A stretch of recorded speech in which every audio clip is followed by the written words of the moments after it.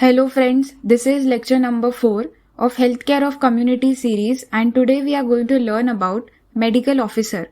I will be discussing about the different roles and functions of medical officer, so let's get started. The medical officer of primary health center is responsible for implementing all activities grouped under the health and family welfare delivery system in PHC area. He or she is responsible in his or her individual capacity as well as overall in charge. Their work is broadly categorized into 4 key areas. First is curative work, second is preventive and promotive work, third is training, and fourth is administrative work. We will learn about each in detail. The curative work can be remembered using the mnemonic PROVE, PROVE, where P stand for provide guidance to the health assistant, health worker, health guides, and school teachers in the treatment of minor ailments. R stand for refer cases needing specialized medical attention, including dental care and nursing care to referral institutions. Not all cases can be managed at the PHC. The medical officer must identify the cases that require specialized care and refer them to appropriate facilities. This includes patient needing advanced medical attention, dental cases requiring specialized intervention, patient in need of nursing care. So timely referral help in preventing complication and also ensure better outcomes. O stand for organize and participate in the health day at Anganwadi center once in a month.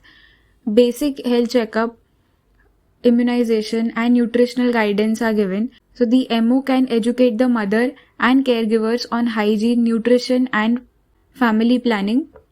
We stand for visit each sub-center at least once in a fortnight on a fixed day to supervise the work of the staff and to provide curative services.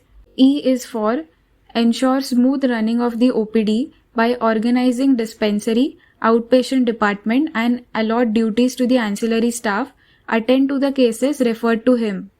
The next is preventive and promotive work.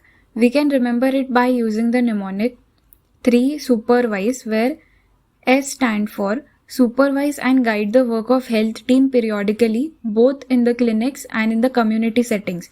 The MO periodically monitor and guide the work of ANMs, ASHA, MPWs and other staff in both the clinic and community setting to ensure proper healthcare delivery, timely intervention and efficient functioning of the PHC by conducting regular meetings or field visits and training session to access and improve the staff performance.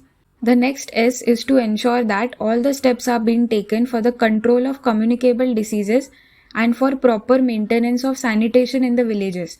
The MO implement measures to prevent and control infectious diseases like malaria, cholera and typhoid while ensuring proper sanitation, because poor sanitation can lead to disease outbreak and timely control prevent major public health issues.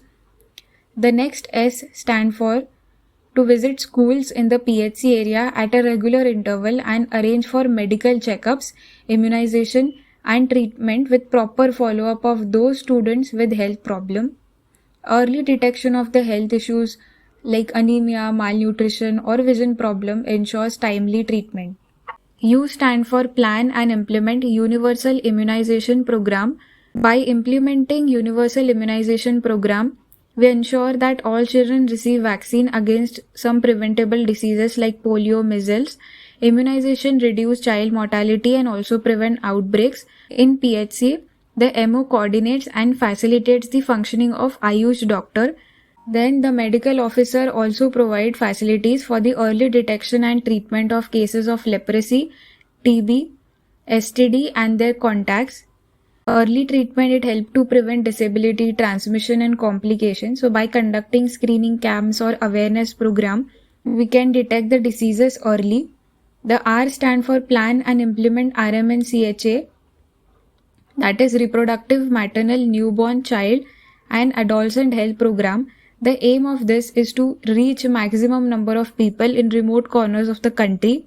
Plan and implement the National Vector-Borne Disease Control Program.